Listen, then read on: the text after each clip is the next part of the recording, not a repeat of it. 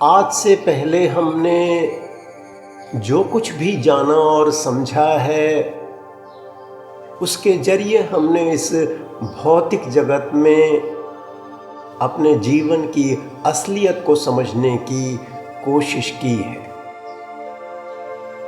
दुनिया में फंसे हम सांसारिक लोगों के लिए ये सच्चाइयाँ कड़वी और अप्रिय हो सकती हैं। आप में से कुछ लोगों का मन इन सच्चाइयों को जान लेने के बाद विद्रोही हो सकता है। इसलिए नहीं कि ये सच्चाइयाँ झूठी और निराधार हैं, बल्कि इसलिए क्योंकि इन्हें हजम कर पाना कठिन है। लेकिन ये सच्चाइयाँ न तो मेरी गढ़ी हुई हैं और न ही मानव इतिहास में मैं अकेला हूँ जो पहली बार इन पर रोशनी डाल रहा है। मैं तो सिर्फ उन युगों युगों से आते रहे महापुरुषों का सेवक हूँ, उनके पवित्रतम कमल पद्मों की पैरों की धूल हूँ, जिन्होंने इन सच्चाइयों को निरंतर हमारे सामने रखा है। मैं कुछ भी नया नहीं कह रहा। कोई व्यक्ति आध्यात्म और परमात्मा पर कुछ नया कह भी कैसे सकता है? अगर परमात्मा सच है, अगर आत्मा सच है, अगर कर्मों का कानून सच है, अगर आवागमन सच है, तो किसी नई चीज के लिए कोई जगह हो भी कैसे सकती है? मैं तो बस उन्हीं शाश्वत सत्यों, उन्हीं सर्वकालीन सच्चाइयों को एक नए ढंग से आपके सामने रख रहा हूं। सच्चाइयां तो सदा वही रहती हैं, बस बयान करने का तरीका बदल जाता है। आज से 1-2 शताब्दी पहले तक जब जनमानस की सोच वैज्ञानिक की जगह व्याख्यात्मक थी, तब इन्हीं सच्चाइयों को काव्यात्मक रूप में बयान कर दिया जाता था। अब जबकि आज की हमारी पीढ़ी बुद्धिवादी और तर्कशील अधिक है, सो अब कोशिश यह है कि उन्हीं बातों को अधिक बुद्धिगम्य, अधिक तर्कसंगत तथा अधिक वैज्ञानिक ढंग से आपके सामने रखा जाए। सच तो तब भी वही था, आज भी वही है, बस उसी सच की प्रस्तुति का तरीका भर बदल गया है। अगर आपने अब तक बयान की गई आध्यात्मिक सच्चाइयों को ठीक से सुना और समझा है, तो निश्चय ही आप अपने आप को सिर्फ देह भर नहीं मानते। तो निसंदेह आप जानते हैं कि इस देह से अलग आप कुछ ऐसा अधिक जरूर हैं जो देह से पहले भी था और देह के बाद भी रहेगा। और जैसे ही यह समझ आ जाती है कि आप देह नहीं हैं, देह से अधिक कुछ और हैं, यह देह एक कैद खाना बन जाती है और यह जीवन हमारे पिछले जन्मों के कर्मों का नतीजा। जीवन के वर्तमान स्तर पर इस एक अकेले सच का सुनना और जानना भी विपदाओं के पहाड़ टूटने जैसा है। हम इंसानों की नज़र में कैदी होने से बड़ी बदनसीबी और क्या हो सकती है? इस संसार का छोटे से छोटा और बड़े से बड़ा हर प्राणी आज़ादी चाहता है और आज़ादी को तरसता है। और आध्यात्म सिखा रहा है कि हम आज़ाद नहीं हैं, हम कैदी हैं। काश यह झूठ होता, लेकिन यही सच है। खुशी की बात यह है कि जहाँ एक ओर यह आध्यात्म चिल्ला चिल्ला कर कह रहा है कि अपने आप को आज़ाद पंछी समझने वाले हम सभी इंसान सिर्फ कैदी हैं और हमें अच्छा लगे या बुरा लगे, वह इस बात की परवाह छोड़ कर कह रहा है, बार बार कह रहा है, निडर होकर कह रहा है कि हम सब कैदी हैं, तो वहीं दूसरी ओर इस कैद खाने से छुटकारे का, असली आज़ादी का रास्ता भी बता रहा है। जैसा कि मैंने पहले कहा कि हम में से कईयों के लिए इस सच्चाई को हजम कर पाना आसान नहीं है। शुरुआत में तो बहुत ही कठिन है, और फिर जीवन के इस स्तर पर इस सच्चाई को साबित करने का हमारे पास कोई सीधा प्रमाण भी नहीं है। अधिक से अधिक अपने जीवन की घटनाओं से हम इस सच्चाई की बस एक झलक भर देख पाते हैं। कभी ऐसा होता है कि एक बहुत मुश्किल काम हमारी छोटी सी कोशिश से सिद्ध हो जाता है, और कभी एक बेहद आसान सा दिखाई देने वाला कार्य निरंतर कोशिश से भी सिद्ध नहीं हो पाता। सो हम अनुमान लगाते हैं कि इन सब के पीछे कोई ताकत है, कोई शक्ति है, शायद हमारे पिछले जन्मों के कर्म हैं जो हमें एक खास तरह का फल दे रहे हैं।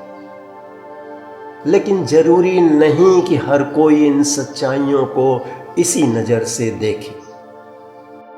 लेकिन सच यही है कि हमारा वर्तमान जीवन हमारे पुरुषार्थ पर नहीं, हमारे कर्मों के ताने बाने पर खड़ा है। हमारे जीवन की सामान्यतया हर घटना, यहाँ तक कि वह सारा परिप्रेक्ष्य जिसमें हम रह रहे हैं, हमारे कर्मों का ही नतीजा है। मोटे तौर पर जो कुछ मिलना है वह भी तय है, और जो नहीं मिलना वह भी तय है। जिस दौर से होकर गुजरना है वह भी तय है, और जिस दौर से बच निकलना है वह भी तय है। कुछ असामान्य अपवादों को छोड़ दिया जाए तो जन्म, मृत्यु, शादी, ब्याह, घर परिवार, नाते रिश्ते, यार दोस्त, काम धंधा, नौकरी, कारोबार, सुख समृद्धि, दुख संताप, कलह और क्लेश, सब कुछ पहले से ही तय है। हमारे जीवन का मूल ढांचा और उसकी दिशा जन्म से भी पहले से ही निर्धारित है। जो कुछ भी पहले से लिख गया है उसे बदला नहीं जा सकता, उसे भोगना ही है और उससे होकर गुजरना ही है। आप कितना ही छटपटाएं, कितना ही बचने की कोशिश करें, उससे बच नहीं पाएंगे। मन में ख्याल आता है कि अगर जीवन में सब कुछ पहले से ही तय है तो हम नए कर्म कब और कैसे करते हैं। एक तरफ तो यह कहा जाता है कि हम अकेले एक ही जन्म में इतने सारे कर्म कर लेते हैं कि अगले कई जन्मों तक भोगे नहीं भुगते जाते, और दूसरी तरफ कहा जा रहा है कि हमारे जीवन में सब कुछ पहले से ही तय हुआ करता है। तो आखिर सच क्या है? दरअसल सच यह है कि हमारा जीवन दो भागों में बटा हुआ है। एक हिस्सा वह जिसमें आमतौर पर सब कुछ पहले से ही तय है, दूसरा हिस्सा वह जो तय नहीं है या इस तय हुए से बाहर है। लेकिन अच्छी तरह समझ लें कि जो कुछ तय है उसमें अमूमन कोई फेरबदल नहीं हो सकता। आप जो कुछ तय नहीं है उस हिस्से का भी इस्तेमाल करके जो कुछ तय है उसमें किसी तरह का कोई बदलाव नहीं कर सकते। दूसरे शब्दों में आपके नए कर्म आपके भाग्य की धारा को बदल नहीं सकते। मान लें कि किसी के जीवन में कुछ समय के लिए या फिर जीवन भर के लिए निर्धनता लिखी है, तो वह व्यक्ति अपने पुरुषार्थ से या दूसरे शब्दों में अपने कठिन परिश्रम से अपने भाग्य को बदलकर समृद्धि नहीं ला सकता। अगर किसी के भाग्य में कोई बीमारी लिखी है तो वह व्यक्ति अच्छे और काबिल डॉक्टरों से इलाज कराकर भी तब तक उस बीमारी से मुक्त नहीं हो सकता जब तक उस बीमारी को लाने वाले कर्मों का बोझ, उनका लेना देना खत्म नहीं हो जाता। तो सवाल उठता है कि जब हमारे जीवन की मुख्य धारा हमारे भाग्य द्वारा पूर्व निर्धारित है, जब हमारे नए कर्म हमारे भाग्य को बदल नहीं सकते, तो हमारे जीवन में इन नए कर्मों की जगह कहाँ से पैदा हो जाती है, क्या और कैसे होती है? तो फिर ये नए कर्म किए कैसे जाते हैं और हो कैसे जाते हैं? सच तो यह है कि हमारे नए कर्म हमारे भाग्य के ऊपर की सिर्फ एक परत भर है। हमारा भाग्य हमारे कर्मों के वे बादल हैं जो समय विशेष पर हमारे जीवन को घेर लेते हैं। अब यह हमारे ऊपर है कि हम भीगने का फैसला करते हैं या किसी छाते का इस्तेमाल करते हैं, रेनकोट पहनते हैं या फिर आसपास छुपने की कोई जगह तलाशते हैं। हम क्या ढूंढ पाएंगे क्या नहीं, यह भी हमारी उन परिस्थितियों पर निर्भर करेगा जहां हमारे भाग्य ने हमें लाकर खड़ा कर दिया है। चाहे जो भी हो, लेकिन कर्मों के बादल बरसेंगे जरूर। हमारे भाग्य ने हमें जहां और जिस परिस्थिति में लाकर खड़ा किया है, वहां हमारी प्रतिक्रिया जो भी होती है, उसी प्रतिक्रिया पर हमारे नए कर्मों की रूपरेखा तय होती है। आप अपने जीवन में जो सहज समृद्धि हासिल करते हैं, वह आपके भाग्य की वजह से होगा। अगर समृद्धि आनी है तो वह आ ही जाएगी और आने का अपना रास्ता भी खोज ही लेगी। लेकिन अगर आप अपनी अधीरता, अपने प्रलोभनवश इस समृद्धि को पाने के लिए सही गलत हर तरह के उपायों का प्रयोग करने लगेंगे, तो ऐसी हर कोशिश आपके नए कर्मों का हिस्सा बन जाएगी।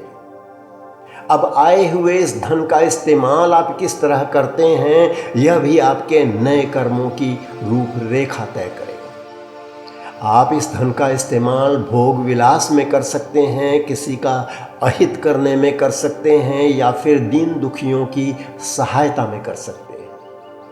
आम तौर पर ये सारे कर्म नए होंगे और इनका फल भी आपको अगले किन्हीं जन्मों में मिलेगा।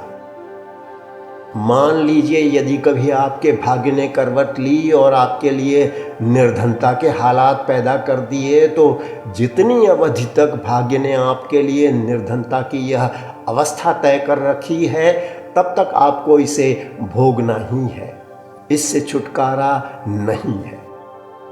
लेकिन अभाव का ऐसा जीवन जहां 2 वक्त की रोटी भी नसीब न हो, ऊपर से अगर परिवार और छोटे बच्चे भी साथ हों, तो जीवन आसान नहीं रह जाता। इसके भी ऊपर यदि किसी व्यक्ति ने अतीत में सुख और समृद्धि का जीवन जिया है, तब तो ऐसा जीवन जी लेना बहुत कठिन हो जाता है।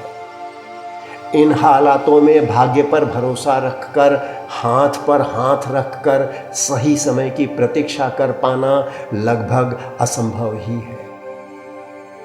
तब आप अधीर होकर हाथ पैर मारना शुरू करते हैं, सही गलत की परवाह छोड़कर रास्ता खोजना शुरू करते हैं और यहीं से नए कर्मों की शुरुआत होती है। अक्सर बदलता कुछ नहीं है, होता वही है जो होना है, लेकिन कर्मों का बोझ बढ़ जाता है। इन कुछ उदाहरणों के जरिए हमने समझने की कोशिश की है कि यह जीवन भाग्य द्वारा निर्धारित होते हुए भी आदमी नए कर्म कैसे कर लेता है और हमारे जीवन में नए कर्मों की जगह बनती कैसे है। आप अपने नए कर्मों द्वारा कितना उथल पुथल पैदा कर पाएंगे, यह इस बात पर निर्भर करेगा कि आपके भाग्य ने आपको कितनी ताकत दी है, कितना शक्तिशाली बनाया है। यदि आपकी किस्मत ने आपको बहुत ही ऊंचा पद दे दिया है, शक्ति और सत्ता के शीर्ष पर बिठा दिया है, तो बहुत संभव है कि आपके नए कर्मों का पैमाना बहुत बड़ा और व्यापक हो। कर्मों का कानून बहुत पेचीदा है, इसे न तो पूरी तरह से बयान किया जा सकता है और न ही ठीक से समझा जा सकता है। आज मेरी कोशिश सिर्फ इतनी ही है कि मैं प्रारब्ध और पुरुषार्थ के अंतर पर कुछ रोशनी डाल सकूं और यह समझा सकूं कि किस तरह दोनों परस्पर विरोधी नहीं, बल्कि एक तरह से एक दूसरे के पूरक हैं। दोनों एक दूसरे का रास्ता नहीं काटते, बल्कि समानांतर चलते हैं। सारांश में अब तक कही बातों से जो चित्र उभरता है वह यह है कि हमारे इस जीवन में जो कुछ भी होना है वह पूर्व निर्धारित है और उसमें कुछ भी बदला नहीं जा सकता। उसमें बदलाव की कोई भी कोशिश सिर्फ नए कर्मों को जन्म देगी, हमारे कर्मों का बोझ बढ़ाएगी, लेकिन बदलेगा फिर भी कुछ नहीं। और फिर जब यह जीवन सिर्फ एक पड़ाव है, यहाँ साथ लेकर कुछ नहीं आए, यहाँ से साथ लेकर कुछ नहीं जाना, तो अक्लमंदी किस चीज़ में है? अपने भाग्य को बदलने की लड़ाई लड़ने में, या फिर किस्मत में जो कुछ भी लिखा है उसे सिर नवाकर खुशी खुशी भुगत लेते हुए अपने ध्यान को अपने जीवन लक्ष्य पर, इस देह रूपी कैद खाने से सदा के लिए आज़ाद होने पर केंद्रित कर अपने ध्येय को सिद्ध कर लेने में। अगली बार हम कर्मों के कानून पर विस्तार से चर्चा करते हुए उसके विभिन्न पहलुओं को ठीक से समझने की कोशिश करेंगे।